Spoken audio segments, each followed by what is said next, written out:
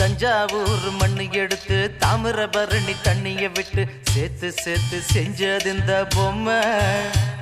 இது பொம்மை இல்ல உண்மை. எத்தனையோ பொம்மை செஞ்ச கண்ணம்மா,